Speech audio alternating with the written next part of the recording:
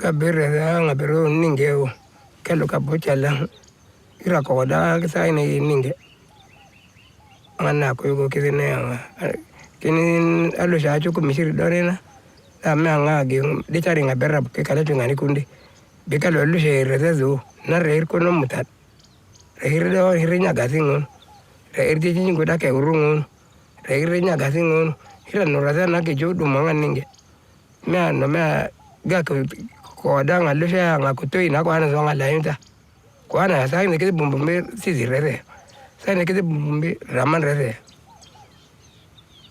na bayra kala nga zo ga ma kal kal ko bo to gina ka ba ko gujura luar ngalu ya agerdi ngate na me ani ba me agerdi be ba ninge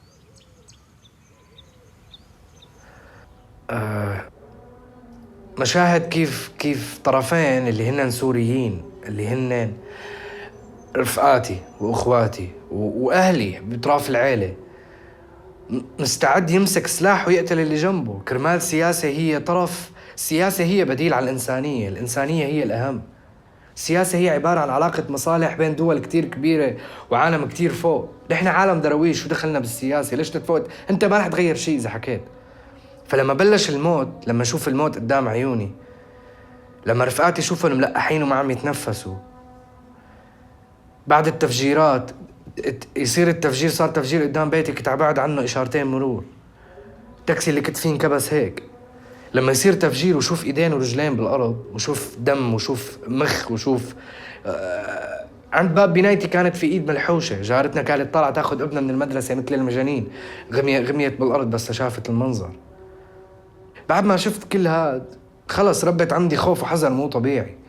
الانسان ممكن يقلب وحش بالنسبه إلي. خلص يعني انا ما بثق ببشري غير حالي، ولهيك وطدت علاقتي بالروحانيات والى اخره، لانه انا جانبي البشري او الانساني او الملموس او المحسوس ما عاد يعني لي شيء. كان 1970 ហើយចេះ78យើងនឹងចង់78ហ្នឹងណាបើនោះក្រុមគ្រួសារខ្ញុំគេបញ្ជូនទៅពោធិ៍សាត់តែពេលនោះបងប្អូនខ្ញុំ4នាក់ស្លាប់អស់ហើយគេសម្លាប់ទាំងអស់ទី1មុនដំបូងបងស្រីខ្ញុំ2នាក់គេបង្ខំឲ្យរៀបការពេលនោះបងស្រីខ្ញុំអត់ព្រមទេក៏គេចាក់នឹងចំពោះទងស្លាប់នៅចំពោះមុខខ្ញុំហើយខ្ញុំក៏ដឹងថាអាហ្នឹងការស្លាប់របស់គាត់ខ្ញុំអត់ដឹងទេខ្ញុំនៅក្មេងខ្ញុំទៅ14 15ឆ្នាំហើយក្រោយមកក៏គេយកឪពុកម្ដាយខ្ញុំទៅសម្លាប់ទៀតចុងក្រោយយកទៅឪពុកម្ដាយទៅសម្លាប់ខ្ញុំក៏រត់ទៅរកឪពុកម្ដាយពេលនោះគេសម្លាប់ម្ដាយខ្ញុំទម្លាក់ចូលក្នុងដៅហ្នឹងគឺចាក់ចំពោះទងទាំងអស់និយាយរួមគ្រួសារខ្ញុំសិតស្លាប់ 3-4 នាក់គឺចំពោះទងទាំងអស់ហើយក្រោយមកក៏វាចាប់អូសខ្ញុំទៅកន្លែងព្រៃមួយហ្នឹងក៏ចាប់រំលោភខ្ញុំ3នាក់ត្រង់ចំណុចហ្នឹងហើយដែលខ្ញុំចង់ចាំអត់ភ្លេចគឺខ្ញុំពេលនោះខ្ញុំរើមរាស់ជាមួយគេប៉ុន្តែរើអត់ឈ្នះគេរហូតដល់3នាក់ឯងខ្ញុំ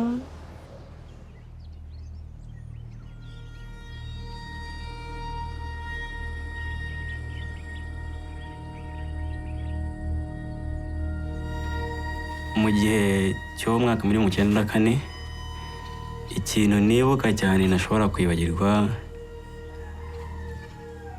ni ibyo nabonye muri icyo gihe uko umuntu yicaga undi umuntu akaza agatema undi kuko ikintu cyatuma ntabyibagirwa muri icyo gihe hapfuye umuryango wanjye mwinshi bicaga abantu mbireba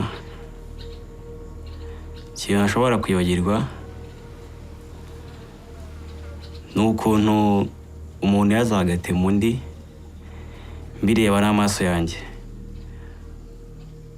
ku ruhare rwanjye numva ari ibintu ntashobora kuba nakibagirwa kuko ni ibintu byabaye mbona ko ari ikintu kidasanzwe nkabona ko ntashobora kuba nakibagirwa icyo kintu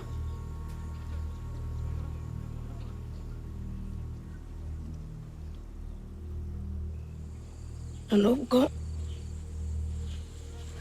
ubwo mu gihe cy'intambara nyine nari ndimo mvuga ikintu cyambabaje cyane. Ubwo twarahunze, maze guhunga mbese ntandukana n'ababyeyi. Maze gutandukana n'ababyeyi baho njyenyine, baho ba mu Masaka, bamo hafi nk'ibyumweru 2.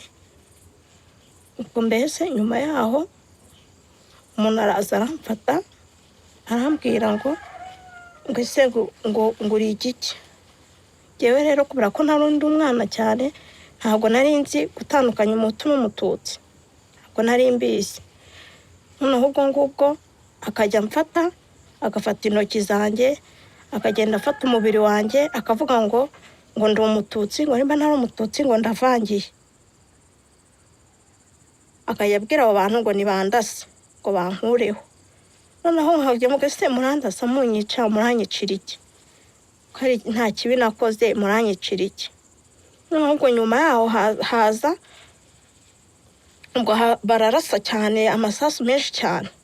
Maze kubasa amasasu menshi cyane ndirukanka. Noneho maze kwirukanka aho ngeze hose nkajya mbona ni imirambo y'abantu, amaraso. Noneho ngeze aho ubwo nahise nicara ndavuga nti Mana bibuka ushaka.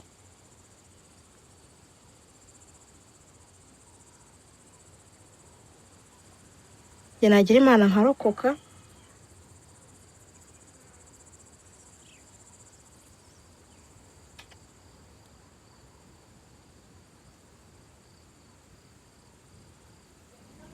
حتى من أول لحظة حملت فيها السلاح كان في نوع من أنواع الخوف.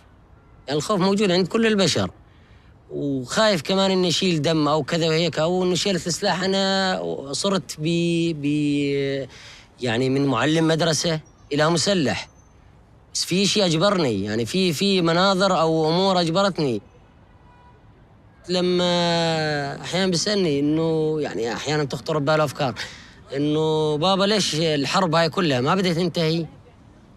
إنه بابا ليش أنت مثلا تقتل العسكري ما عنده أب وأم عم يستنوه وعم ينتظروا مثلنا؟ يعني بابا بقول له إيه مزبوط الكلام. بابا كان ليش بابا؟ بقول له بابا لأنه هو على خطأ وإحنا على صح. طيب ليش هو على خطأ؟ إيه بابا هو على خطأ، هو عم يقتل أطفال، عم يقتل عائلات، عم يدنس المساجد، عم يقصر المساجد يا بابا. إحنا عم ندافع عن الإشي هذا. فإحنا بنحاول دائما الأطفال نبين لهم كل هالأمور هاي. يعني إنه صحيح أنا حملت سلاح، بس حملته في شغلات أجبرتني على حمله، ولا مو حب إنه أرتكب إنه أحمل دم على رقبتي مدى الحياة وأحس بذنب إنه أنا قتلت إنسان. لا، ما حد بيحب يقتل إنسان أو يلوث يديه بالدماء. ما بخافش من الموت. أنا بخافش من الموت بس لأجل سوريا، بخافش من الموت لأجل أبوي. وهذا لو إنه ما توفاش أبوي كان بخاف من الموت، أما هسه ما بخافش من الموت. لو إنهم يذبحوني يموتوني يفجروني بقذيفة ما بخافش، مو منه يلحق أبوي ولا ظني بسوريا. Tungana tenti mini so somo teke mi temi kuna chanji baka tenti freti mi venger tungana mi fazo biki betin bede na ngonda so fembi na niso betin bede bi fazo ako use quand même binga que biki bi venger déjà freti mi so mi gang batlo so quand même déjà na mezo ako uzusio isi mi fa wasi 10 ou 15 binga de que quand même bisa a lingui na leti ngonda freti mi so magelo kui mais quand même amena zunga a kui batilo. Et puis, bête mina dia ouais, bi gens de tranquille. עד שערב אחד באמצע תקופת המילואים הובלתי כוח של היחידה שלי לתפוס מחבל מתאבד בכפר בפאתי שכם. ואחרי שהובלתי את הכוח היינו צריכים להוציא אותו וירינו על הקירות כדי שהוא ידע שאנחנו החזקים. ויצאה מן הבית אישה עם ילדה לידיים וילדה קטנה לידה. זה היה 3 לפנות בוקר והילדה בבהלה רצה לקראתנו. פחדתי שתתפוצץ עליי ועל החיילים. צעקתי לה לעצור בערבית, היא לא עצרה. יריתי כדור מעל הראש שלה, היא עצרה. ובאותו רגע נעצר גם משהו בי. וזה היה הרגע הקצר, הארוך ביותר בחיי. הילדה נשארה בחיים, וגם אני נשארתי בחיים. אבל באותו רגע מת משהו בשנינו. בילד שיורים עליו, משהו מת, אני לא יודע מה, אבל משהו מת. במבוגר שיורה על ילד, משהו מת, וכשמשהו מת, משהו חדש חייב להיוולד. התחושה של הבושה שיריתי בה, התחושה של הכאב, ובעיקר התחושה של פרק האצבע המורה ביד ימין שלחצה על ההדק, ירדה על ילדה. אני חושב שזו נקודה שמשהו חדש התחיל להיוולד.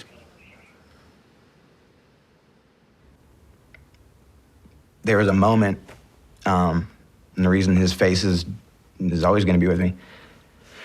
There was a moment when he looked at me, and our eyes kind of met, and at that moment, it was like everything else disappeared. There was no sound, and it was just two people looking each other in the eyes,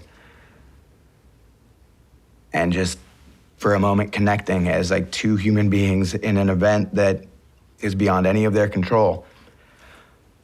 But at that moment, he wasn't a terrorist, he wasn't an insurgent, he wasn't an Iraqi. He was a scared man, and he was asking me for help. From that moment on, the war changed for me.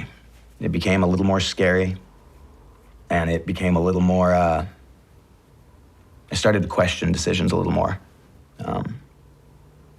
Because of that event,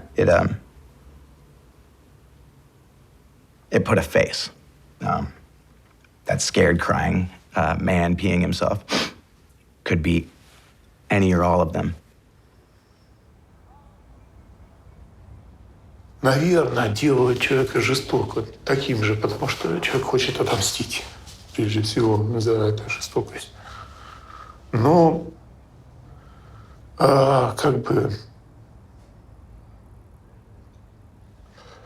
понимая все это и пытаясь сохранить все-таки в себе человеческое какое-то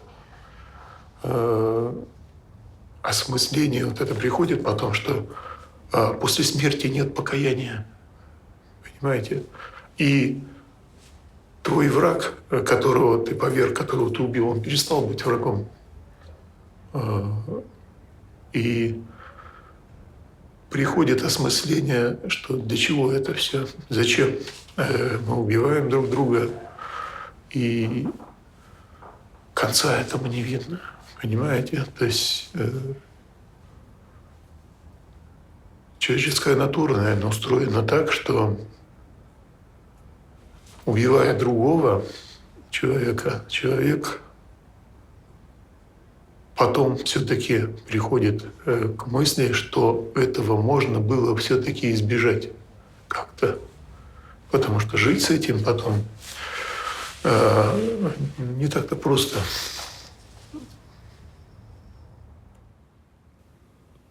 If you ask me what it's like to be a veteran, that doesn't do either of us any good, because I'm not going to tell you what it's like and you understand it. I don't have the capacity to say words that will make you fear what I feared, or feel the exhilaration I felt, or the mundaneness of day-to-day missions when nothing happens for months on end, and then the adrenaline when something finally does and it's awful. I can't tell you that so that you understand it. And you'll ask me when we run into each other in a class or something, how was the war? Or, what's it like? But much more useful to both of us would be to ask me how I am now, years after, how I'm getting along. Because that's all I'm trying to do.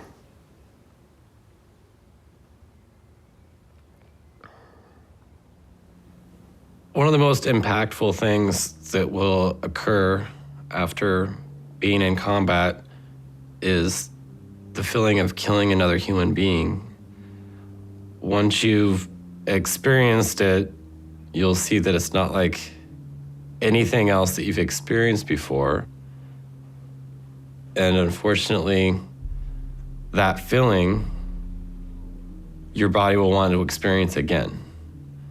It's really difficult to try to explain to somebody what that feeling's like. Right now, I still feel like experiencing that again, and it's probably why I keep a loaded weapon in my house. I yearn or desire for someone to try to hurt me or to break in or to give me an excuse to use that violence against somebody else again.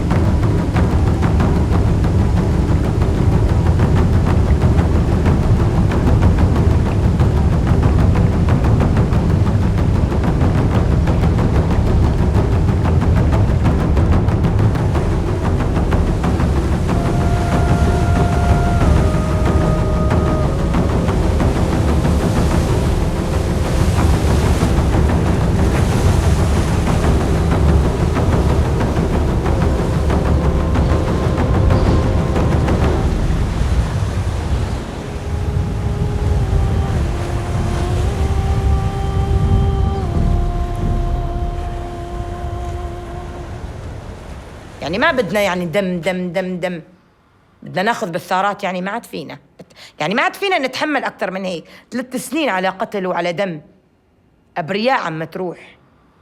كمان ما بدنا نتسامح. هو التسامح هو الحرية بذاتها، هو السلام التسامح. متى ما صفت القلوب خلص صفي كل شيء، ما عاد ظل في دمار.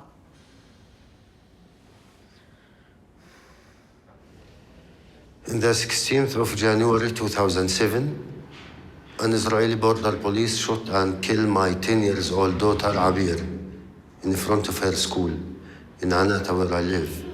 She was with her sister and 2 other friends, 9:30 in the morning. In her head, in the back, from a distance of 15 to 20 meters, by a rubber bullet. Abir wasn't a fighter. She was just a child. She don't know anything about the conflict, and she is not part of this conflict. Unfortunately, she lost her life because she's a Palestinian. I'm an Israeli who lost his daughter to a suicide bombing on the 4th of September 1997. And I'm a product of an education system.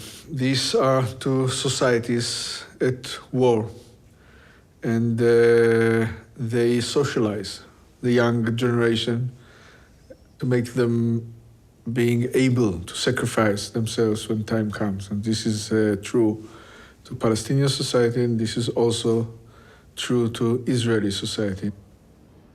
Because we are human beings, sometimes you think, if I kill the killer, or anyone from the other side, from the Israelis, or maybe 10, this will give me back my daughter. No. I'll cause another pain and another victim to the others. I decide to break this circle of violence and blood and revenge by stop killing and revenge and support revenge by myself. My definition of sides have changed dramatically. Today, on my side are all those who want peace and are willing to pay the price of peace, and the other side are those who do not want peace and are not willing to pay the price of peace. Many people told me that it's not your right to forgive in her name. And the answer, it's also not my right to revenge in her name. I hope she's satisfied. I hope she rests in peace. הסיפור הוא שנכנס קצין גרמני במדי אס-אס לגטו, ובליל גשום אחד אמא אומרת לו, קח את הילדה שלי.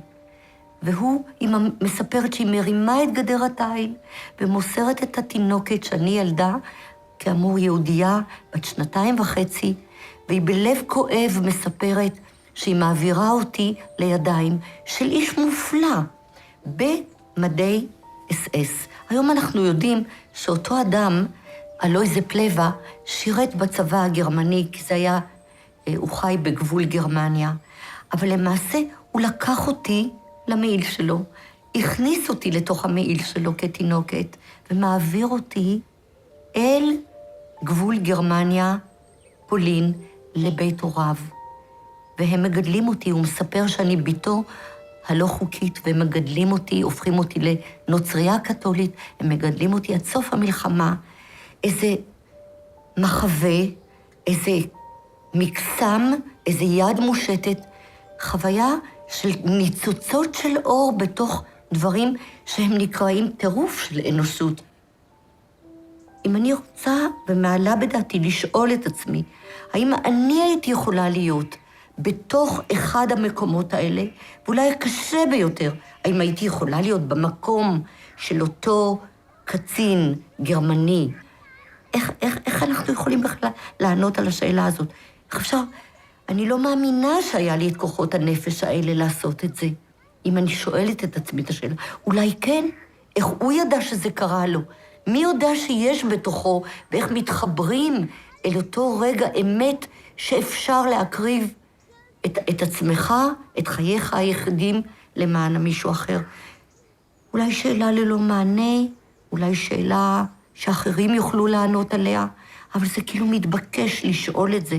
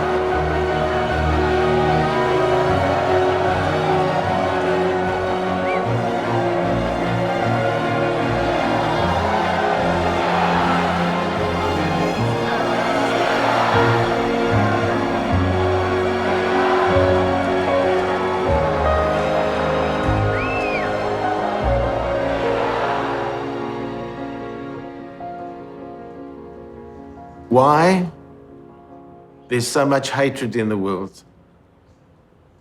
Why people have to kill. Why nations and communities and ethnic groups can't get on with each other.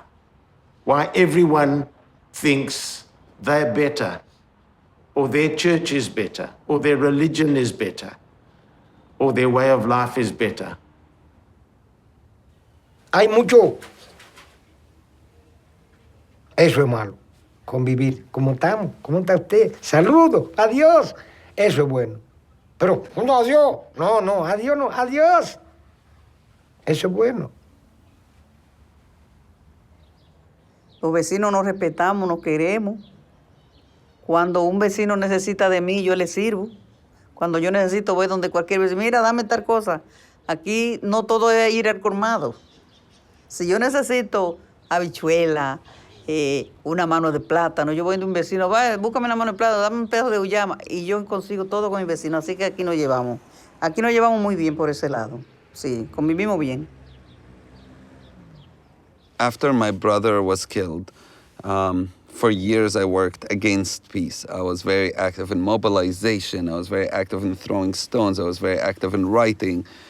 And when I was 18, I decided that I needed to learn Hebrew, even though it was mandatory in my high school and I didn't do it. And when I went to learn Hebrew, it was the first time I sit in a classroom. Everybody around me is Jewish, but we're not soldiers, we're not settlers. And that interaction was so different. And we started over really weird things, have nothing to do with conflict. We started our conversations about music. The fact that I love country music, which is really strange for Palestinians, and I found a couple of people who did. We talked about coffee and which coffee is better, instant coffee or Arabic coffee. But it was from there that the whole demonization of the other was so hard to follow anymore, because we got to see a human being. And next time there was a suicide bombing in Jerusalem, I didn't think of the enemy and suicide bombing against the enemy. I thought of my friends. And I picked up the phone and I started calling to make sure none of them are hurt.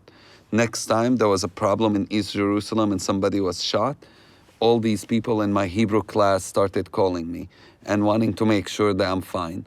And that interaction, that reality, made me come to a point of understanding that we have to bring down those walls that separate us. And if we know each other a little better as humans, we might be able to also love each other instead of kill each other.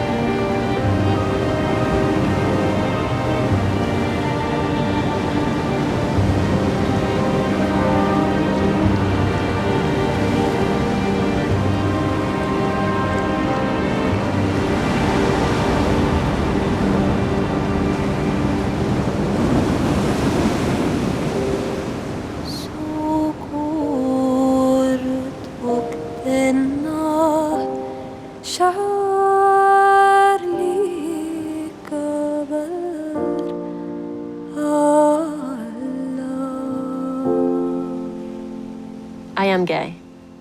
And I've liked girls ever since I was a little girl. And I kept it a secret from my family. And my dad, I remember when Ellen DeGeneres came out, it was the first time I ever heard of the word gay before. And my parents were talking about it. And I asked my dad, "Dad, what is gay?" And he goes, "It's a girl who likes another girl and they're going to hell." And so I said, okay. And I walked straight up to my room, closed the door very quietly, and then I bawled my eyes out into my pillow. And I prayed to God every day to please let me like boys. Please make me straight, because I knew I liked girls. And so I tried pretending I liked boys and stuff, but I never did. And then I met, to me, the love of my life. And her name was Jen. And gosh, it was just like my world changed. And I didn't really care about anything else. I just knew I wanted to be near her. And that was love to me. I don't even identify as gay because I'm not sure what its relevance is. I'm a man who loves somebody, and I'm a father, I'm a brother, I'm a pain in the ass, I'm lovely, I'm terrible, I'm lots of things. And it's not the gender of the person that I love that defines me, it's the quality of my loving that defines who I am. So the fact that I love a man says nothing about me.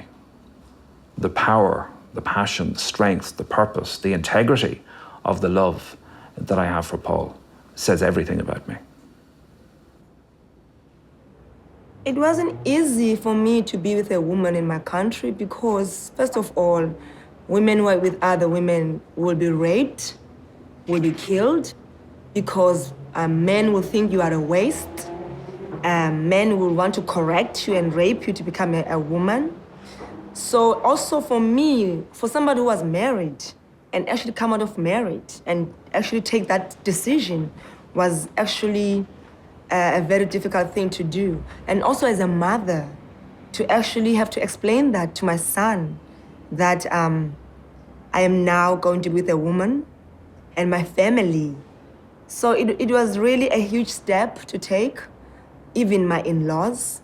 So there were just so many things, and the society. But at the same time, I had to listen to my voice because I live once. J'ai vécu dans le mensonge. Et j'ai de nombreux défauts, comme tout le monde, mais parmi ce que j'estime être plutôt une qualité, je suis quelqu'un de franc, de direct, de transparent. Donc ça m'a été particulièrement difficile de vivre ces 30 années dans le mensonge.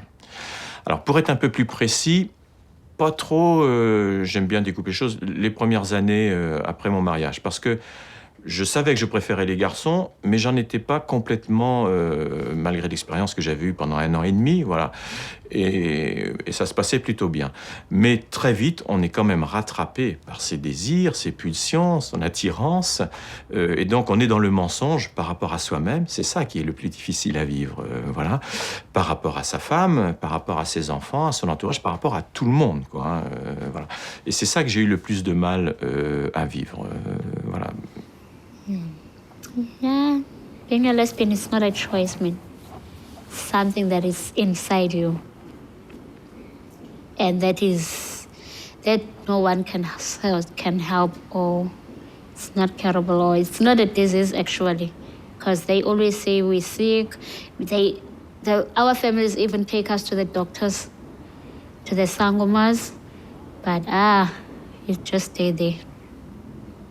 It's difficult with my grandmother because she doesn't approve with me being a lesbian, and she hates the fact that I'm one.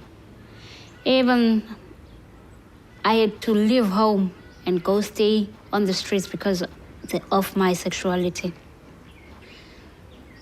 I even had to force myself with guys so that my granny can approve, to get my granny's approval. And it hurts because I had to do stuff that I really, really didn't want to do. Even though I did that, I even asked a friend of mine who is a dude to pretend as if he's my boyfriend. But that guy, what he did, he forced himself to me, and then he left me with HIV.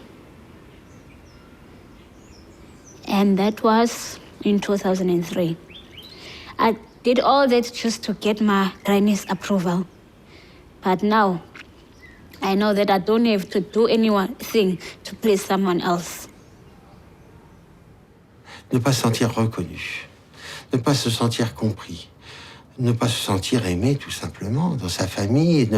Aimer, oui, mais pas aimer pour ce que l'on est. On a envie de partager quelque chose. Quand un homo, il ne sait pas si c'est mal ou pas mal. Et si on lui dit, mais c'est bien ça, enfin c'est bien, c'est comme ça, il ne pense plus. C'est à peu près comme quelqu'un qui sait pas s'il va avoir un cancer. Il sait pas s'il a un cancer ou pas. Et si on lui dit, mais t'en as pas un, un homo, il se demande ce qu'il a. Il sait pas si c'est grave ou pas grave, et qu'est-ce que ça va faire. Donc si on lui dit, mais il n'y a rien de plus merveilleux que des parents qui disent, et puis, t'es homo, et puis. La seule chose, c'est qu'il faut que tu sois heureux. Pour moi, c'est tellement évident que c'est ce « et puis » qui manque souvent. Mes parents, ils avaient tellement peur que je reste homosexuel que quand je leur ai dit que je changeais, ils s'y ont vraiment cru. Et même si mes parents ils me posaient des questions tous les jours, ils me demandaient « c'est bon, t'as changé? C'est bon ?» Et comme je sais que c'est pas possible de changer, je fais comme si j'ignorais la question, je me prends pas la tête. Et au bout d'un moment, mon père, il n'en pouvait plus. Donc il s'est mis à m'engueuler, à me crier dessus, à me frapper et à me dire je sais que t'as pas changé, je sais que t'es toujours comme ça. Et à me dire si tu te fous de ma gueule, moi je vais te faire vivre un enfer et tu dois partir maintenant si vraiment t'es comme t'es. Alors je suis parti. J'ai pas hésité une seconde, je suis parti. J'ai pensé à quelque chose. J'ai pensé à mon petit frère. Je me suis dit, mon père quand même il nous frappe. Mon petit frère, c'est pas possible. Je peux pas le laisser dans un monde comme ça où il va être tout seul parce que mon grand frère est parti. Moi je pars, lui il va être tout seul et c'est lui qui va tout se prendre. Il y a un moment où stop. Donc il y a un moment où je suis revenu, je sais pas, un mois après je suis revenu et j'ai tout dit à mon père. J'ai dit que j'en avais marre, que j'en avais marre qu'il me frappe et je lui ai tout raconté, tout ce que j'avais sur le cœur pour lui faire comprendre qu'il avait tort de nous frapper, que ça c'était pas dans la vie de tous les jours, que c'était pas normal, que au contraire, mon homosexualité est plus normale que le fait qu'il nous frappe. Et on a passé, je crois, 3 heures à parler, 3 heures. Je lui ai tout raconté, je lui ai raconté tous les moments que je me souvenais frappants de ma vie où il me frappait. Et à la fin des 3 heures, il m'a dit une seule chose. Il m'a dit pardon. Et rien que ça, j'ai pensé dans ma tête, je me suis dit, là c'est le moment ultime. Et là je lui ai dit, papa, si je pars, une seule chose, je veux que tu me promettes de jamais plus frapper mon petit frère. Et il me l'a promis.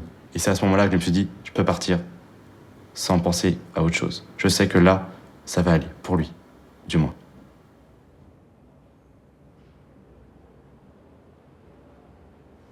I have a son who's now 31 years old, who I love very much. He's gay, a gay man, and the day that he came out was quite significant. I knew that he was struggling with something. He'd been suicidal, and he was 18 years old. And he said to me one day, "Dad, I've got to tell you something." And I said, "Okay, son, tell me, what is it?" And he went pale. He really went white, and he said, "Oh, I feel sick." And my heart really went out to him. And at that moment, I kind of knew that he was going to tell me he was gay, although I hadn't made that connection because he's quite masculine in his traits. But just at that moment, I had a sense that that's what he was going to tell me. So I said to him, "Son, let me guess. Let me make it easier for you, I'll guess." And he said, "Yeah, okay." And I said, "You're going to tell me you're gay, aren't you?" And he went, "Yes, I am."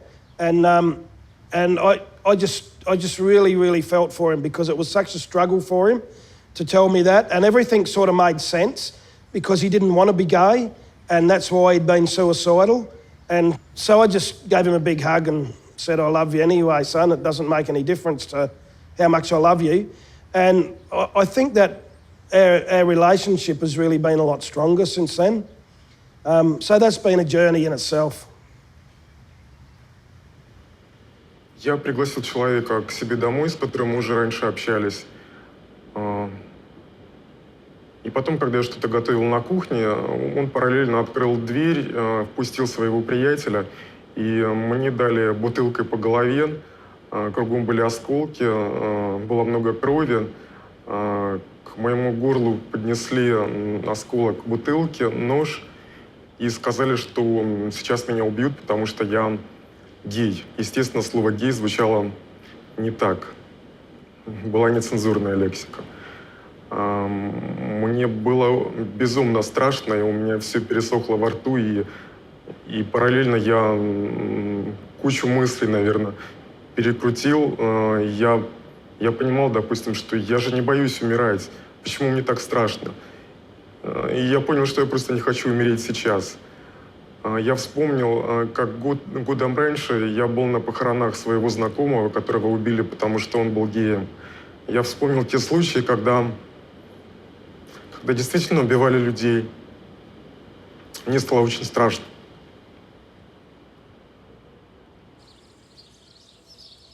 C'était en 2009, un ami homosexuel comme moi. Et lorsque ce dernier là est décédé, on l'a enterré dans le cimetière de son village. Mais l'imam de ce quartier, et il a rassemblé les gens des jeunes du quartier. Ils sont partis au cimetière pour déterrer ce corps, enlever, attacher et traîner comme ça dans la rue. Et les médias, il y avait certains médias qui étaient là, qui filmaient ça. Et la police est venue. Après, la famille a récupéré le corps encore, allé enterrer le corps. Ils sont partis encore déterrer. On l'a déterré 3 fois. Et finalement, on a enterré le corps dans la cour de son père. Parce qu'on dit que la religion musulmane dit, quand on est homosexuel, si tu meurs, on n'a pas le droit de prier de ton corps, on n'a pas le droit de t'enterrer dans le cimetière musulman. C'est ça, il disait. I'm a gay man from Lebanon, and we have no rights over there. And we have no rights in the Arab world in general over there. And I think what I can do more is what I've started to do is, I think I should come out even more.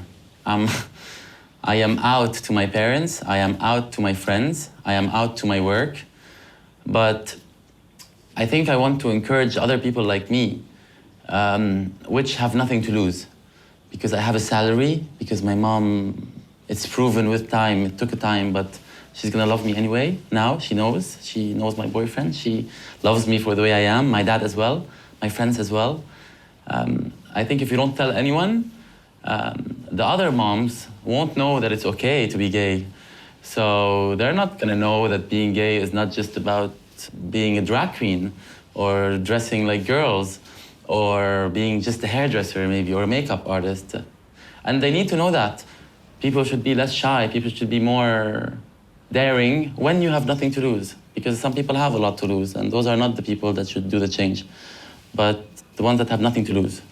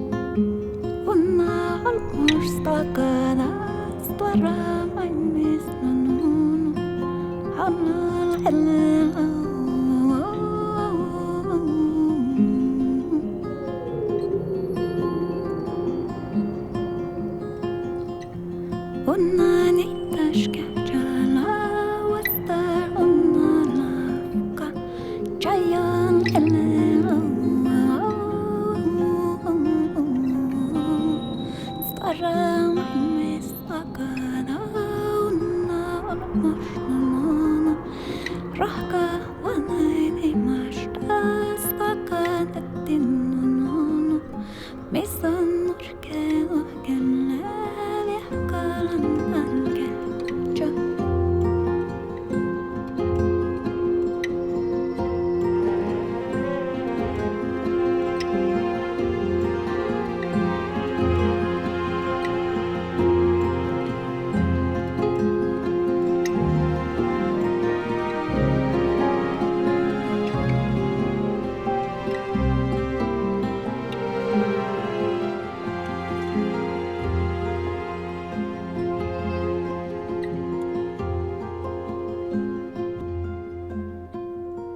La familia para mí es comunión.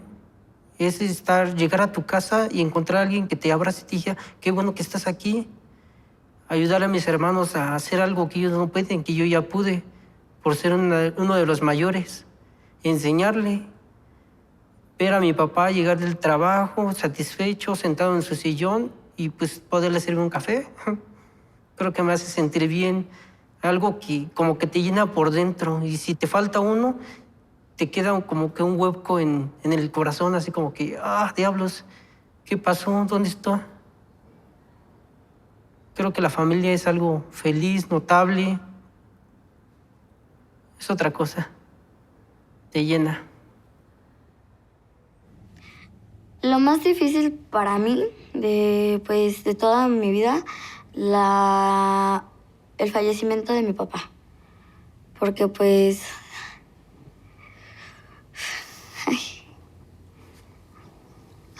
quiero llorar.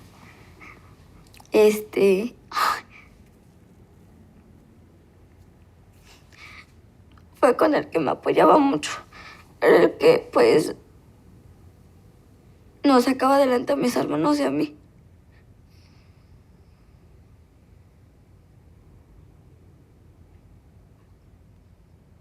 Lo que nunca podría perdonar sería a mi madre, porque haberme vendido no fue una buena idea.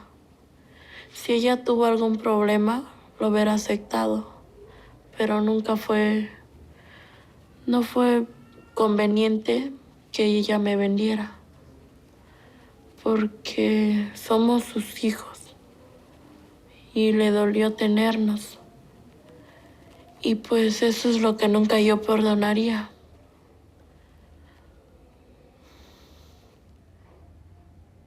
Yo me salí a los 12 años de la casa de mis abuelitos por maltrato. Entonces me fui a la calle, estuve una noche solita, pasé frío y me daban ganas de regresarme, porque no sé, me daba miedo que algo me fuera a pasar, pero dije no, porque qué tal si va a ser peor, van a decir que porque me salí, ya no me van a dejar salir. Entonces dije no, mejor sigo mi camino para que a ver si me pueden independizar yo misma. Yo no le tengo miedo ya a nada, porque viví muchas cosas feas y ya estoy acostumbrado. Pero no le tengo casi miedo a nada. Me dicen, no, que te vamos a pegar, que te voy a matar. Les digo, no les tengo miedo. Y si ustedes lo hacen, no les voy a tener miedo, les dije. Sí, a mí mi papá me decía que a pesar de a pesar de todos mis tropiezos que tenga, siempre para arriba. O sea, si me caigo, volverme a levantar. Y así, si me caigo, levantarme y levantarme. Porque eso es lo que me ayuda a mí. Y si vivo en el pasado, siempre estaría llorando, siempre estaría amargada, no amistosa, o sea, nada. Sino sino ser juguetona y estar sonriendo. Porque si vivo en el pasado, de nada me sirve. Sino hay que vivir el presente.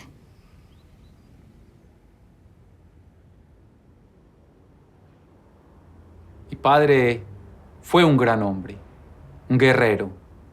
Trabajaba todo el día. Era un pintor de carros y vivió una de las épocas más duras que ha vivido la ciudad de Medellín. Eran los años 80, donde el dinero del narcotráfico, de no trabajar, ese dinero del narcotráfico transformó la figura del padre, porque era el hijo que traía el dinero y aportaba más que ese obrero. Y yo le pregunté un día a mi padre, le dije, tú que trabajas tanto, mira que ellos simplemente por el dinero de la droga tienen todas las comodidades. Y él me dijo, el camino de nosotros es la educación. Yo me voy a matar y voy a trabajar para que ustedes se eduquen y para que lleguen lejos. Y solo con el tiempo te darás cuenta. Y es ahora que estoy acá, que soy un profesional, que estoy haciendo realidad ese sueño de niño. Y miro a un lado esa gente que el dinero, el narcotráfico, todos terminaron en nada. He ahí la prueba, que era el buen camino. Y por eso siempre le hago un homenaje a ese padre. Y siempre lo recuerdo. Y cada vez que hago algo, será en nombre de él, de que él se usó para que yo llegara aquí tan lejos. Gracias, papá. Ça peut sembler très bizarre, mais il est très difficile de dire à mes parents que je les aime, en fait, tout simplement. Je crois que c'est tellement puissant. C'est un sentiment tellement fort qu'au moment venu, on n'a plus les mots, on ne se dit pas « je t'aime maman, je t'aime papa », ça se dit pas chez nous, enfin, malheureusement. Mais pourtant, on s'aime comme tout le monde, hein. Très très fort même. C'est ça qui est difficile. J'aimerais pouvoir trouver un jour la force de leur dire, vraiment, avec des mots, avant qu'il soit trop tard. When I got back from Iraq and my good friend was killed, his mother did not have any other children, you know.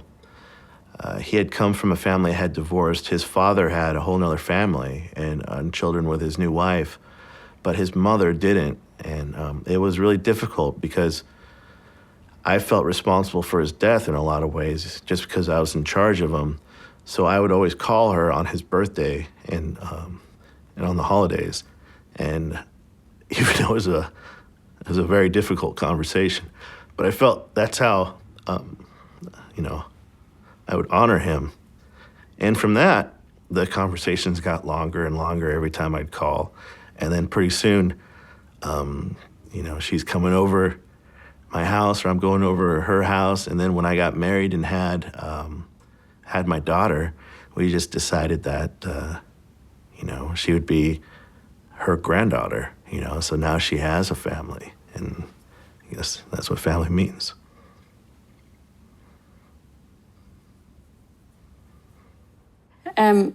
I think when I was young, I didn't think I was going to stay in the community of religious that I had joined.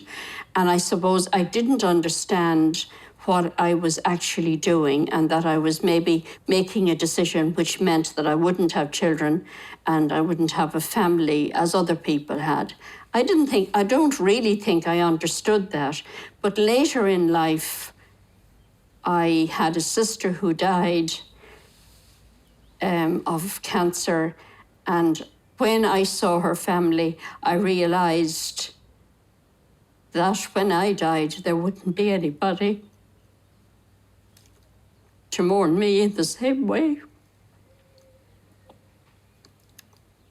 Sorry.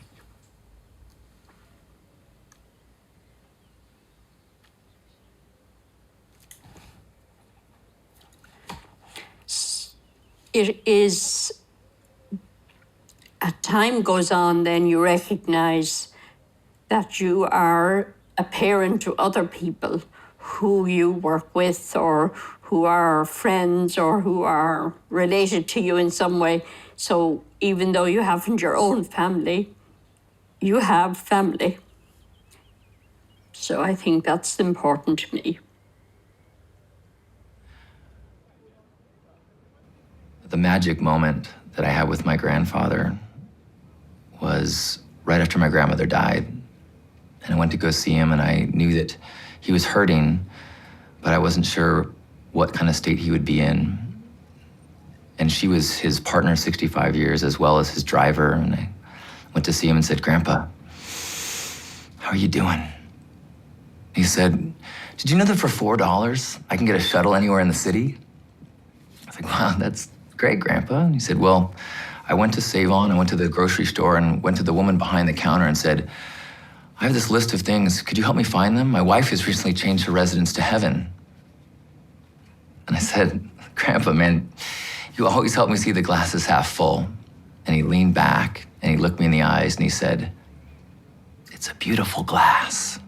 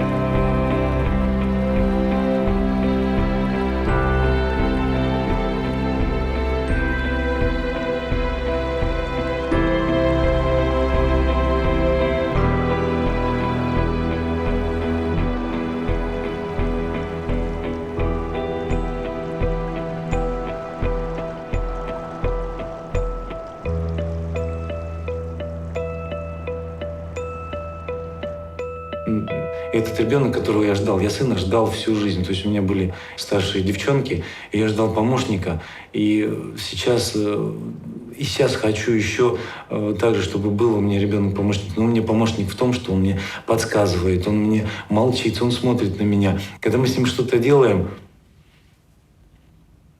что-нибудь где-нибудь строгаем, стучим, я ему объясняю и проговариваю. Есть такая притча. Когда Господь сидел и распределял, кому, какого ребенка, в какую семью отправить, ангелы сидят и говорят: Господи, почему ты этого тяжелого ребенка отдаешь в такую семью? Им так хорошо, они живут счастливо. Зачем им это?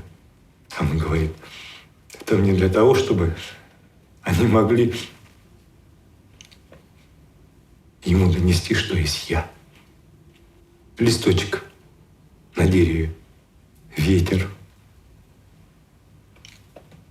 И я постоянно проговариваю ему.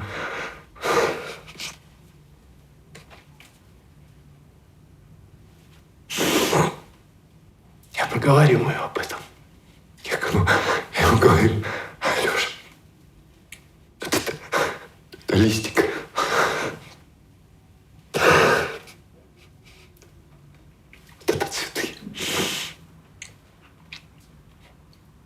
Это радость. Мы с ним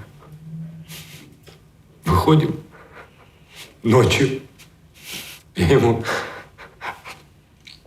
объясняю, что такое звезды. Я говорю: сын, звезды. А он видит это и смотрит на меня взрослыми глазами, не по возрасту. Еще не такое, что дух, который в нем живет, он намного сильнее меня. И он меня ведет. Ведет меня, нашу семью, детей. И поэтому я только сейчас начинаю понимать, что такое любовь. Изначально любовь к себе. Потому что для того, чтобы жить вместе, надо любить себя, любить свою жену, любить своих детей, в том числе старших, любить своих родственников, родителей, Родители мои живы. Любить людей. Любить людей. По сути. А суть одна. Тут только любовь может спасти этот мир.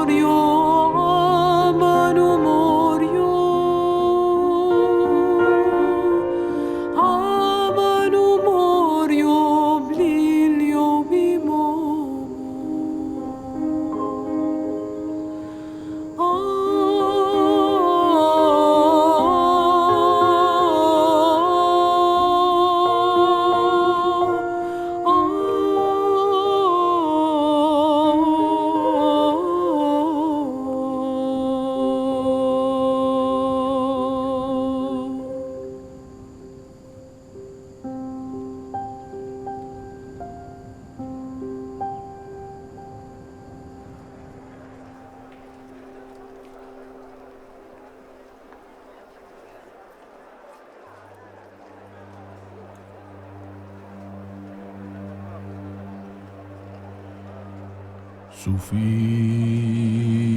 از پرتو می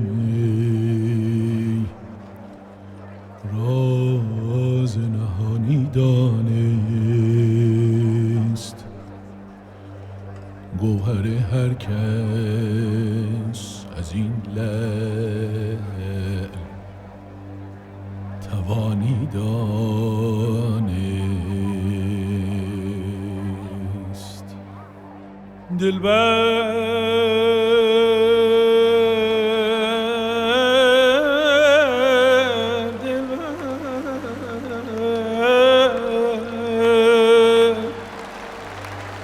آسایش ما مصلحت وقت ندید،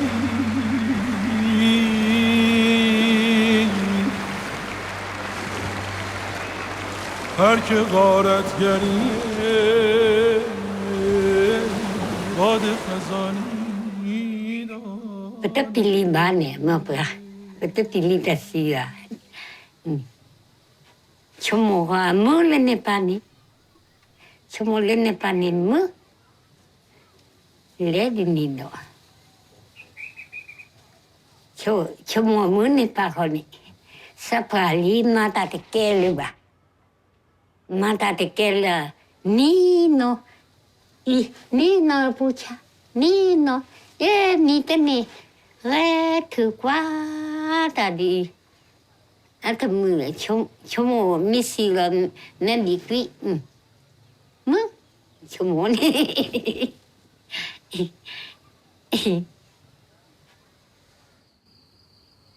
Après la mort, il n'y a plus rien. Et il faut rigoler. On va au ciel, mais on ne prend pas le bon chemin. Quand on va à la terre, on va au ciel, on ne prend pas le bon chemin. Alors, je ne pense pas qu'il y ait une vie après la mort, moi. Je n'y crois pas du tout à ça.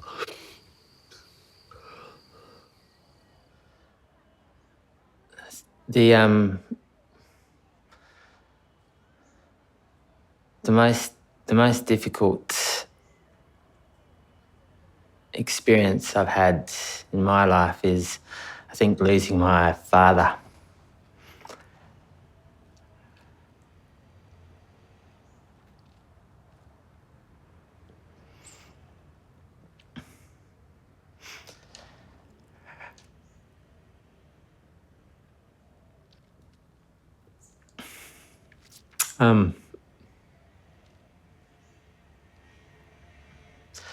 I remember he only died recently, and he was such an important person to me. Because I think, he taught me how to live and enjoy life. And,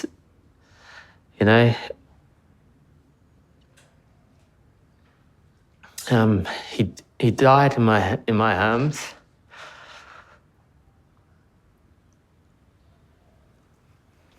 And I remember just before he died feeling this coolness, the warmth of his body just disappearing, and this coolness just enveloping it.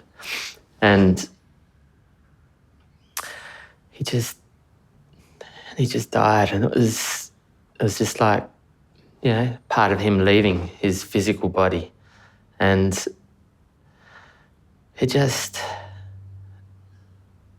for me, it was just a little moment of just seeing how precious life is and how meaningful we all are to each other. I'm not afraid of dying. I don't know if God exists or not, but I choose to believe. And when I look at the universe, I hope there's a place where our spirits can go and where we'll recognize each other. And as well as my parents, I would really love to meet again my best friend Shawnee, who died when he was 21. And I'd love to spend time with him, hitchhiking through heaven as we used to do as youth here on earth. I also would love to meet the many good people throughout the generations who tried to make a better world and who tried to work for a world of justice and peace. For me, that's what's most important.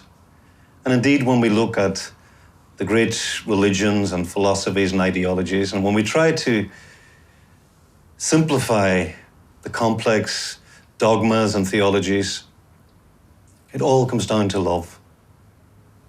So I hope my spirit is taken up in a great ballet and a great cosmic dance of love, where there's no more suffering and there's no more sorrow, where we can no longer hurt or be hurt, and where we can truly celebrate the great gift of consciousness, the great gift of being, the great gift of life. And if, in the end, there is no God, I'm still thankful for the gift of life. I've often thought the last two words I would like to utter just before I die are thank you. Thank you for the gift of life.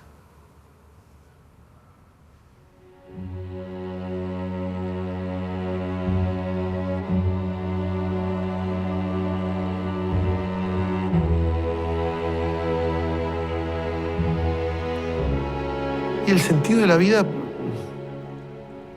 quizá me veo, no sé si es por una cuestión de que no me siento muy importante, no creo que seamos tan importantes, entonces no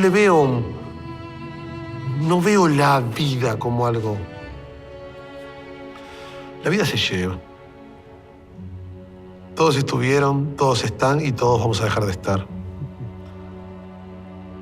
J'ai peur d'avoir été anonyme, de passage sans rien laisser, de concret, ni à mes enfants, ni à personne. Qu'est-ce que je vais laisser? Quand je pense à ma grand-mère que j'aimais énormément et qui est morte depuis longtemps maintenant, je me dis, le souvenir s'efface à toute vitesse. L'image devient floue. Quelquefois, même le son de la voix disparaît. Qu'est-ce qu'on laisse? Qu'est-ce qui reste? J'ai peur de ça. C'est une peur qui est totalement irrationnelle, qui repose sur quelque chose de complètement archaïque, de complètement tribal, je pense, parce que ça me remue terriblement. Et je ne crois pas que ce soit quelque chose qui soit de l'ordre de l'orgueil ou quelque chose comme ça.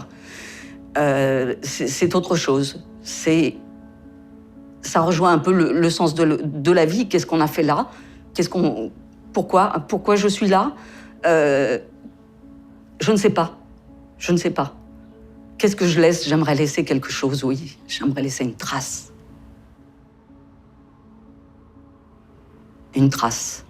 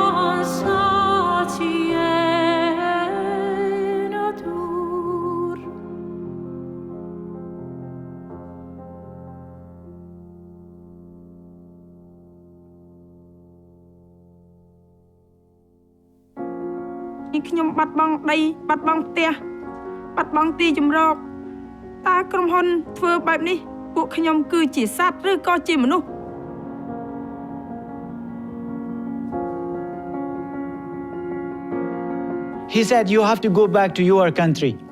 I said, where is my country? I don't have a country, man. It's a killing ground. Filañ des mais liggéey moo fi amul da ngay gis kër ak lëmm nit xëy di tëdd ak a jug.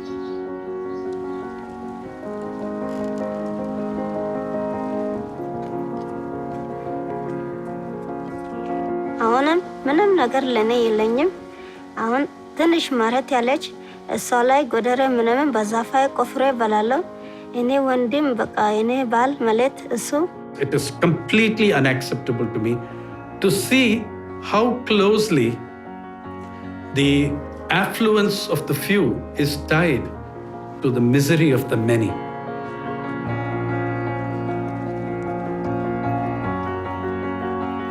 هیچ چیز فرق نمیکنه. خداوند مرا ممود چشم و گوش و دان و دست پای داده سورم. منتها یک چیز فرق میکنه که یک آدم علمش بالاست، خوانده است، من نخوانده. Losing half of my body has forced me to balance the other areas of my life in a mental and spiritual manner. Счастье, когда внуки бегут навстречу и своим ангельским голосом кричат «Бабушка!». Вот именно когда бабушка кричат, а не бабушка, когда повзрослеет. Это тоже счастье. Me being 15 with a life sentence, what can be the meaning of my life? That is a hard question.